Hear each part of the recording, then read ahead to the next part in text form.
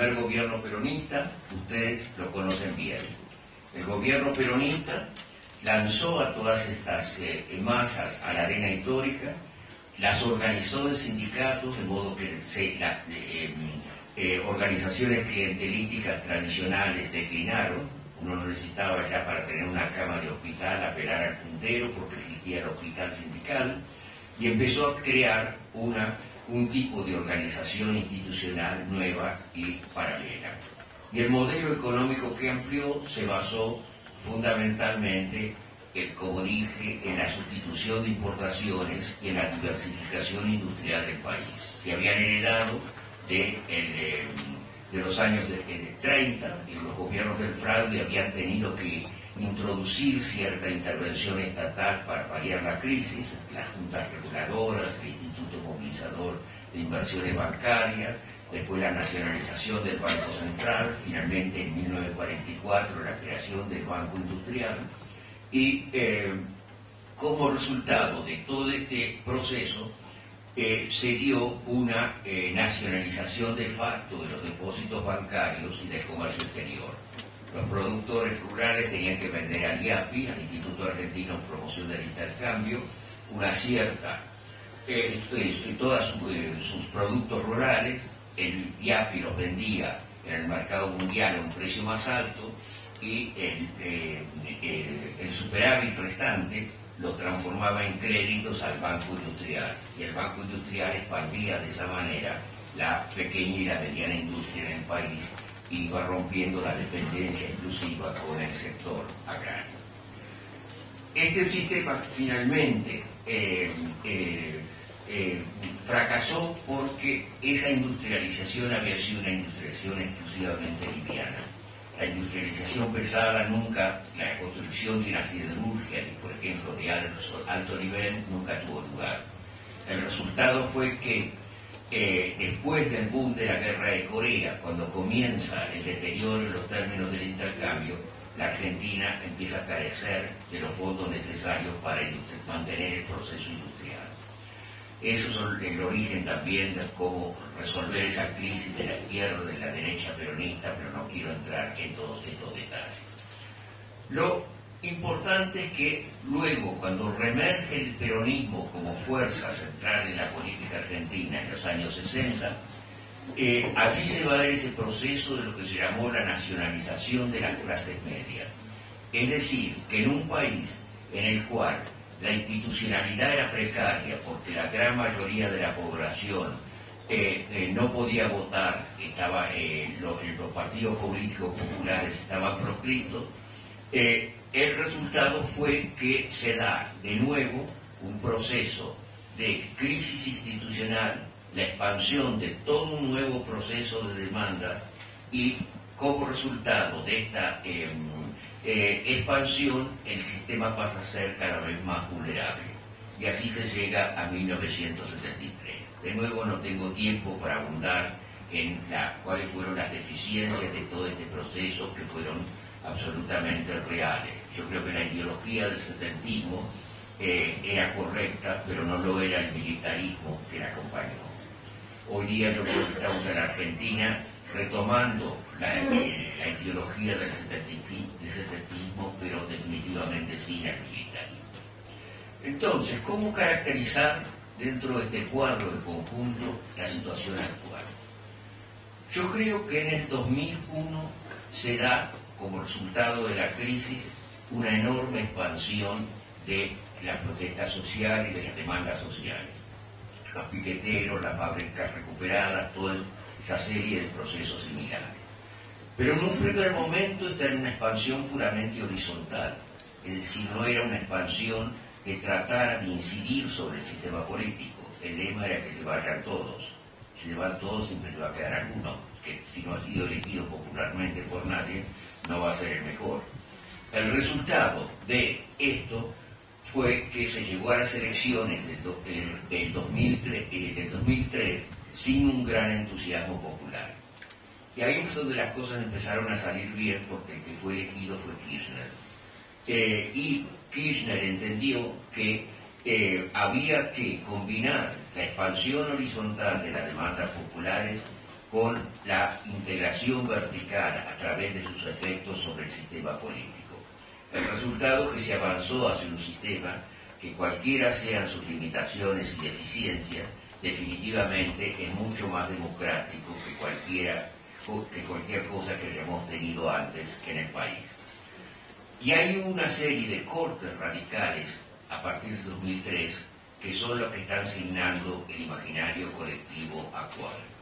Primero, se dio el corte más radical en América Latina en términos de derechos humanos. El corte con el pasado militar fue mucho más radical que en cualquier otro país del continente. Segundo, se dio un corte también radical a nivel del modelo económico. Los años 90 habían sido un desastre, habían sido el momento en el cual la subordinación neoliberal al consenso de Washington había dictado la política del gobierno argentino. Piensen lo que era el régimen jubilatorio. Antes de los 90 la gente hacía aportes jubilatorios, se jubilaba después y los jubilados eran pagados con los aportes de los nuevos trabajadores.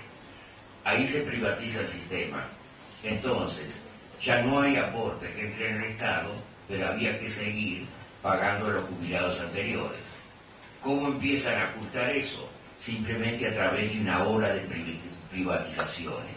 Cuando se acaba ese dinero empiezan a pedir préstamos al exterior, con lo cual el país se iba endeudando progresivamente. Y en un momento dado la burbuja estalló, y ahí vino la crisis. Menem había sido invitado como modelo de presidente llevando a cabo las políticas correctas de ajustes por el Fondo Monetario Internacional, y 2 años después el país estaba en bancarrota. Es decir, ahí se tomó una serie de medidas. En primer lugar, la ruptura de facto con el Fondo Monetario Internacional. La Argentina está ligada al fondo solo de manera nominal hoy día. Y de otro lado se tomaron una serie de políticas económicas que fueron en la misma dirección. Y estas políticas se continuaron a partir del 2007 en medio de enormes dificultades creadas por la oposición de los sectores de poder, de las corporaciones, de los monopolios, del sistema financiero. Y sin embargo estas políticas se fueron aplicando y se fueron llevando hacia adelante. Ahí hubo la renacionalización del sistema jubilatorio, vino el matrimonio igualitario, vino la asignación universal por hijo, hubo toda una serie de medidas que fueron lentamente modificando la relación de fuerzas en el Estado argentino. El proceso está muy lejos de haber concluido, pero hay que entender bien las dificultades que se daban con un Congreso en contra, a partir de 2009. Este es un punto sobre el cual quisiera decir 2 palabras. Los sistemas políticos latinoamericanos pueden ser democráticos, pero tienen que ser democráticos, mejor dicho, pero va a ser una democracia distinta de la democracia europea, que tiene una base parlamentaria.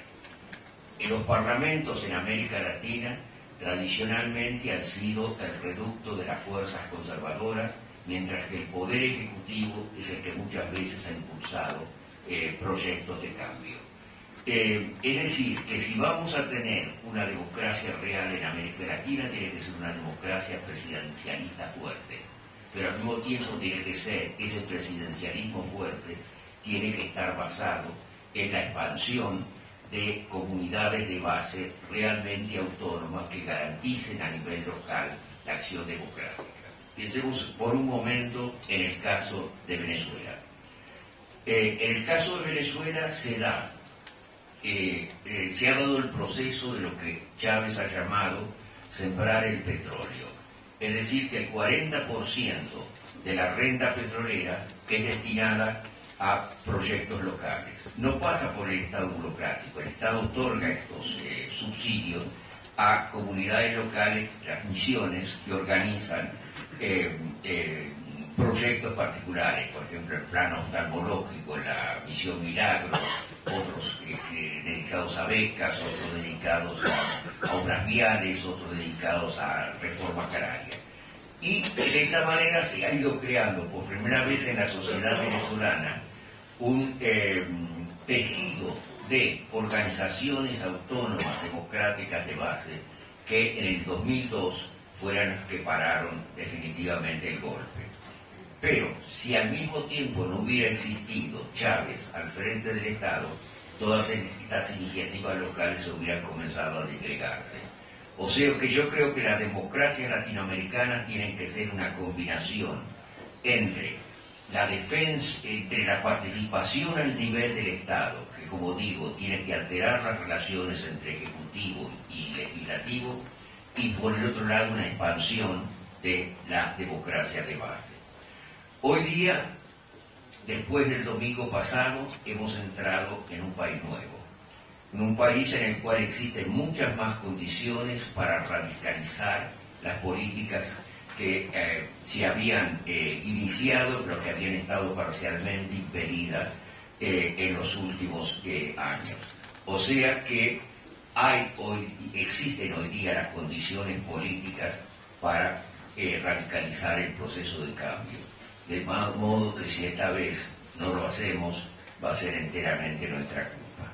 Muchas gracias.